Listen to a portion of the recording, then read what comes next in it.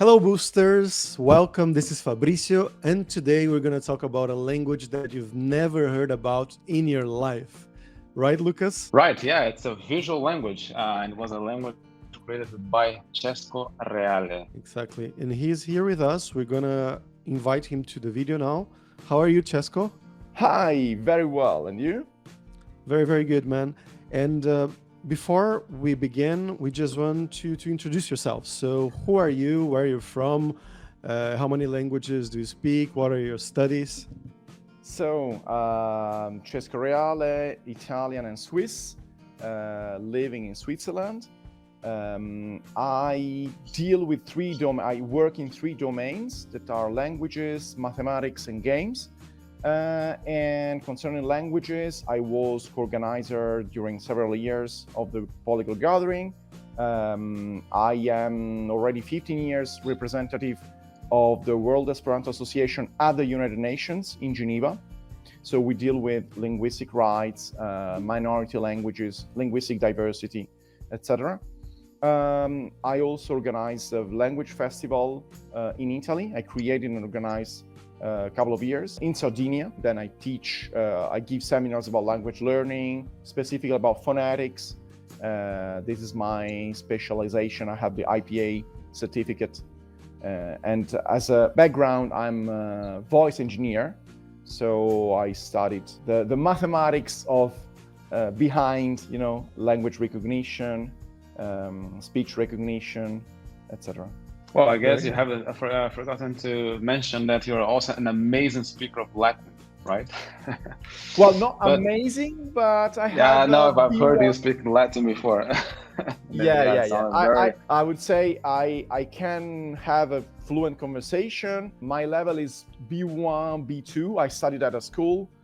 I was I was several times in the Academia Vivarium Novum in Rome, where they speak only Latin and Ancient Greek. I also speak a little bit of Ancient Greek. And then my languages are mainly the Latin languages. I speak, I would say, the 10 most spoken Latin languages, plus some Russian, Chinese. I'm studying Arabic, Greek, German, and Esperanto, of course. Yeah, that's pretty amazing. And how did the idea of creating a visual language come about? Yeah. So some years ago, I found online a PhD thesis about visual languages. Having myself a strong interest in planned languages, such as Esperanto and many others, I was, of course, interested in this new field that I didn't know. So I studied and I discovered a new field, visual languages. I gave also a presentation talk about that at the Polyglot Gathering 2019. You can find this video in my YouTube channel if you look for Cesco Reale.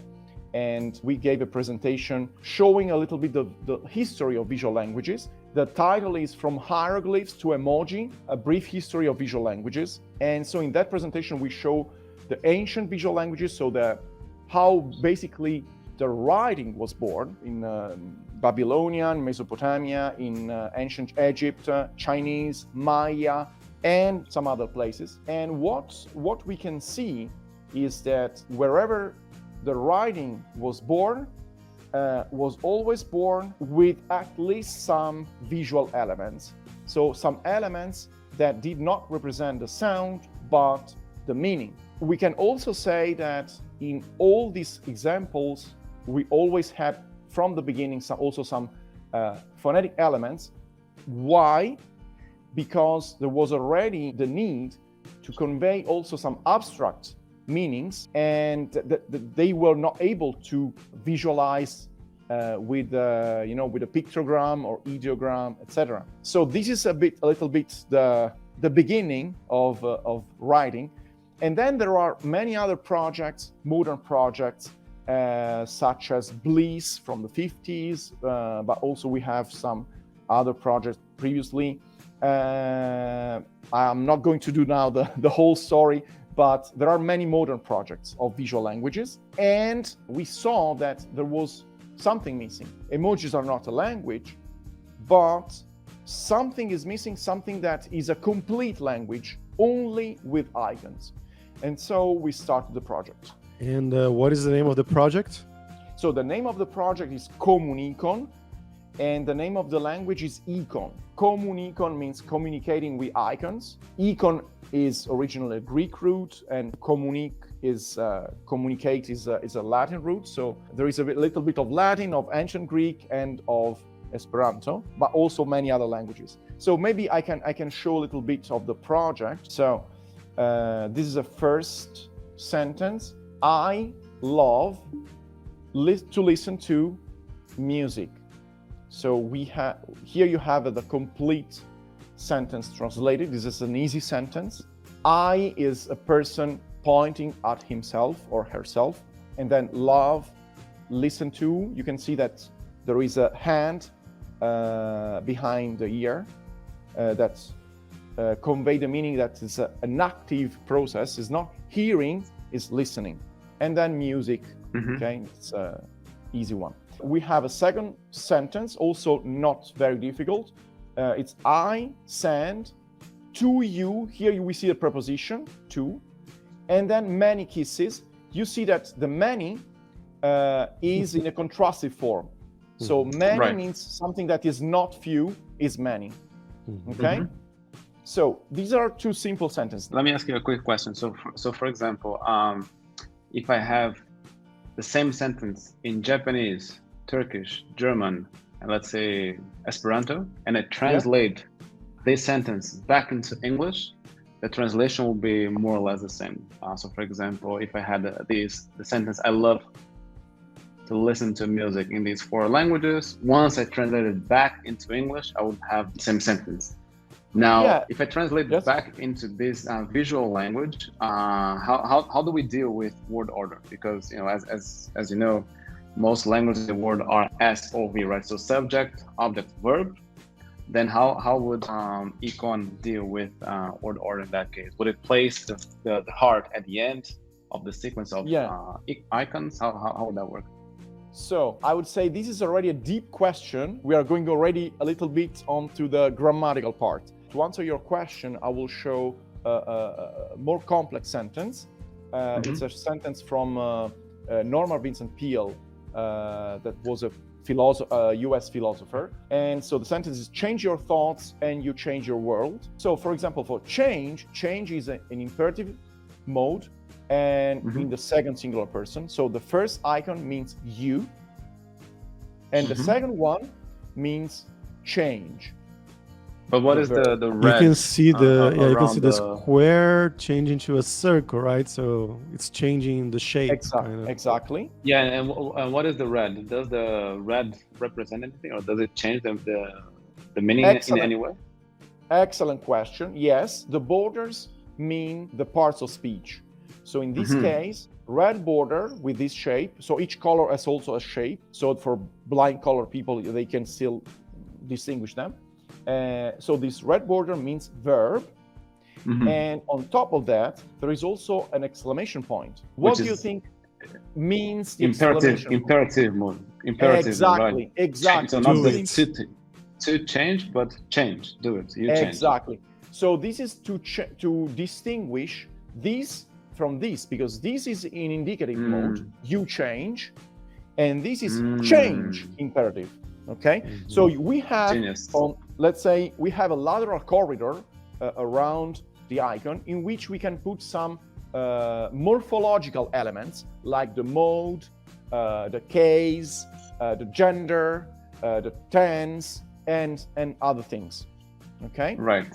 So for example, if you want, you know that in Japanese you have the masculine I and the feminine I, or the masculine you and the feminine you, etc. If you want to indicate the gender, you can add, we have 3 gender symbols, masculine, feminine, and alia gender. So in this case, this is not specified. So it would say a gender, okay? A gender. And then if you want to specify the gender, you can add it. And I can see that the symbol for you is repeated. So like the third symbol is again the symbol for you, but there's like a shape around it and some color, like a blue color, right? Blue color. So what do you think is the blue color? Well, It's Which written part of speech? your, so I would guess an adjective or something like An that. adjective, exactly. Even Possessive, if right? in English, normally you don't say your is an adjective, you say just as a possessive. But if you analyze Esperanto, Chinese, and other languages, your is clearly the adjective of you. In Chinese, for example, need, the is how Right. you create adjectives. And also in Esperanto is the same. Via is the adjective of vi. So Right. your is actually, we can consider it as the adjective of you. And so we just change the border and you have your. Right. That makes sense. So now we go to the fourth icon and you see this is thoughts. You see that the border is yellow. So what means yellow? Well, I guess it's a noun, right? And It's a noun. if I replace the yellow with red, would I get to think? The verb to think? Exactly. Ah, nice. Okay. So it will be the same icon. Yes. And now you see this is a plural, thoughts, and you see that is a double border. I don't know if it is. Can you see that? yeah. Or maybe I can. I'm gonna bigger. zoom in. Perfect. Yeah. Okay. Yeah. So you see It this is double definitely- border. So just like having multiple icons, one on top of the other, right? So Right. plural. Okay. Right. So you didn't decide to go towards something like Indonesian, that they just repeat the word, like thought. You decided to put around with all With the other duplication, right? morphological things. Yeah, Yeah, it's easier. it It's is. definitely easier. Yes. And one question that I got here, like we're not gonna go over all the symbols here, but the last one, you have like world, right? Yeah, With the yeah. yellow shape around it. That means Yeah. it's a noun, correct? Yeah. But could this symbol, this icon for world, mean anything else? For example, if you put a red around it, wouldn't mean anything. Like two worlds, right? It's always it would always be a noun. No, so it can be is an this- adjective. Okay, For example, okay. world polyglot gathering, world is an adjective in that case. That is true. That is true. Okay. Okay. Now, as a verb, this is a bit like in Esperanto. You can invent the word mondi. Mondi, I would say, is to be a world, to be the world. So yeah, why not? It's if you want. philosophical. If you want, let's do it. And now that I have presented a little bit more the grammar, I can answer finally the question about the word order. So because you can code the morphology into each icon, you can change the word order, like in Latin, for example, and in Esperanto. So if you want to put the object after the subject, you can, because you have a way to mark the object. If you want to put the verb at the end, you can. And of course, for some people will be less intuitive, for some people will be more intuitive. But I mean, Esperanto works very well across native speakers of different languages. So yeah, this is the answer. Does this have an impact on emphasis? Because even in languages that have a very strict and rigid word order, changing the elements, changing the order of the elements, change the emphasis. Yeah, we don't have yet something for the emphasis.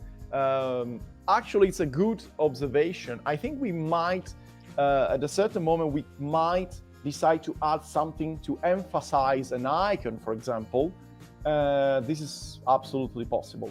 Okay, and how do you mark the object of a phrase? Because here I see the world. Yeah, it's clearly the object, but it's not marked as an object, right? It's only marked as a noun. yes. I might mark subject and object. We have three, and I will not show them now because it would require some more explanation, would become a little bit technical. We decided to go as ergative languages.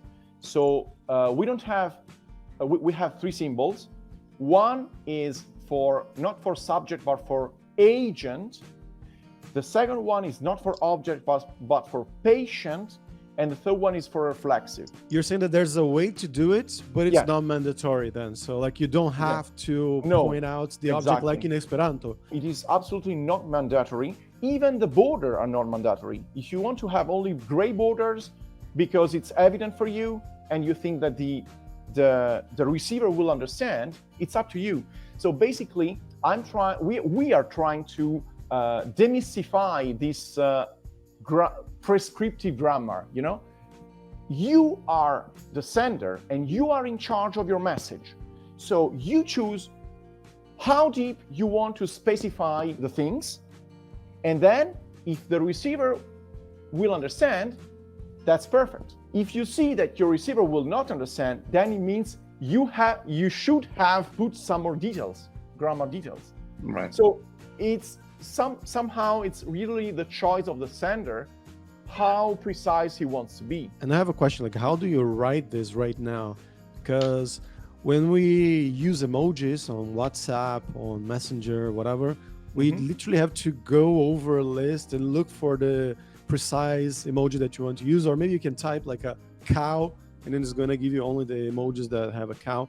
So how do you use like a base language to look for it, like English, or not? So I'll present to you quickly the team. So once you understand the team, then you will understand. I can go and explain and answer your question. We have a management team, then we have the linguist team. Through the linguist team, we analyze the meanings. We decide. We have for now over 500 icons. We decide which meanings we want to iconify, and then for each meaning, we create descriptions and sketches, and then we give to the graphic team. And then the graphic team is in charge of create the icons based on the linguistic descriptions. And then we put it into our iconic database. We have here, you see the development team. So the IT team is in charge of, you have an API, we have an Android demo, we have an iconic database. And so through these apps, now I can answer your question. Through this app, we can look for a meaning. We can choose a language. We have currently 5 languages. You choose the meaning, you write the meaning, and then the system proposes to you a possible translation, if we have it, of course. So you write, for example, think or pensar, if you're Spanish, or pensé, and it gives you things related to this.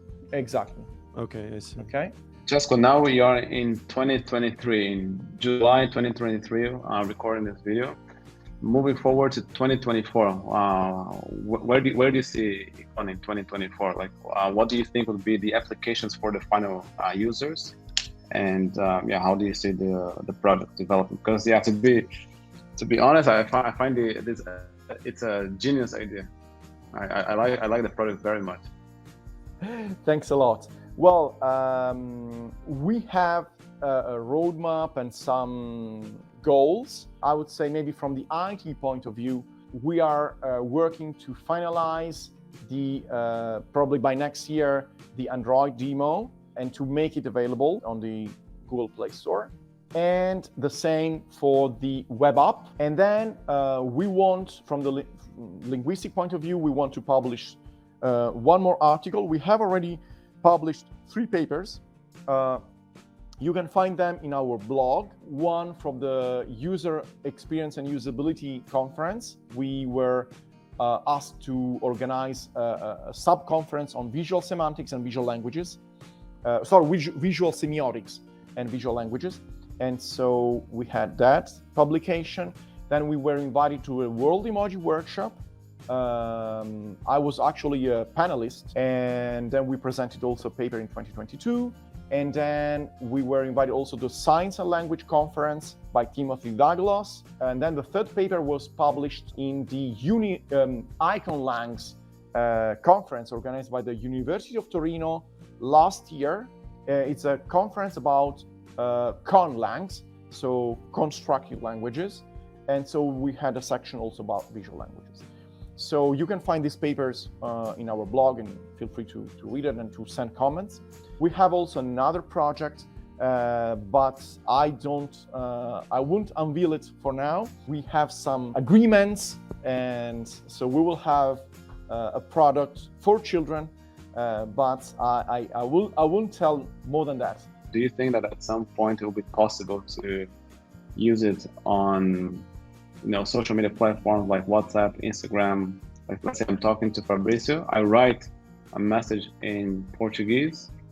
My keyboard shows me a suggestion, and then instead of sending the text in Portuguese, I send him the message in Icon. Yes, with our Android demo, it is already possible. Okay. But the demo is not yet public. One last question here before we wrap up, Cesco. Pictograph languages are not a new thing, just like you said, like hieroglyphic languages, like Egyptians used to do. Like this, Chinese is still alive in Chinese and many other languages. But many languages, they started like this and then they evolved or adapted or changed. I don't know which verb to use here, but they changed into into a script, which seemed for them to be easier at that point. So what is your idea nowadays behind Econ, behind the language? Is it to be something to be used by itself? Is it to be something to be used within the realm of language learning, for example, or what? Yeah. So, of course, in the past, at a certain point, fortunately, the writings became phonetic. And this was, of course, an evolution. Why? Because doing little drawings was much more time consuming than just write a few symbols like letters. So writing the sound is much more convenient because the set of possible sounds is much smaller than the set of possible meanings. And so it was, of course, an evolution that allowed to write in a much easier way. But today, we can go back to the original need of representing concept visually, because we have the technology, we have internet, we can just create an icon and in one click, click on the icon as we do already with emojis. So we can go back to the initial need with the new technology. The second question concerning the applications, yes, actually we are already working with teachers on mainly two different levels. One is for migrants. So when you have a teacher that has no common language with, that is, for example, teaching French, and there are students from Pakistan, from Chad, from etc. They have no common language and they don't speak even not English, maybe, not French, not other languages. So the visualization at the beginning will be a big help. And then the second one is for children that learn their mother tongue. By the way, these are not just our ideas. These were actually suggestions from our academic references. So from people that deal every day with this kind of problems and has suggested to us to go into that direction because there is a need. Children, they learn their mother tongue, so they learn to read. Today, they can visualize easily a tree, an apple, etc., table. So easy objects. Of course, there are already books in which you have a short sentence, and then some of these words are easy words, and so they have icons for that. But from the less easy words, such as and, for example, previously we have seen that, or my, or I will, etc., there are no standard icons. So we are creating that. And we are creating that with the goal to have a complete language of icons, consistent, international.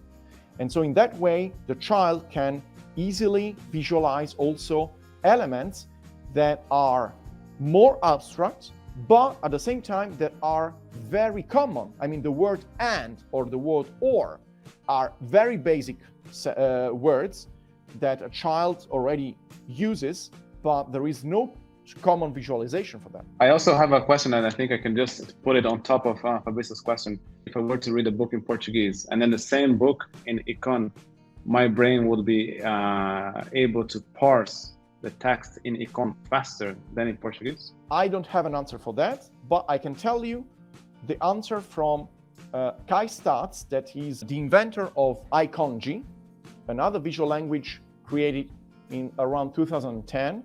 He did some research on parsing, on comparing the speed of writing and reading icons and the speed of writing and reading texts.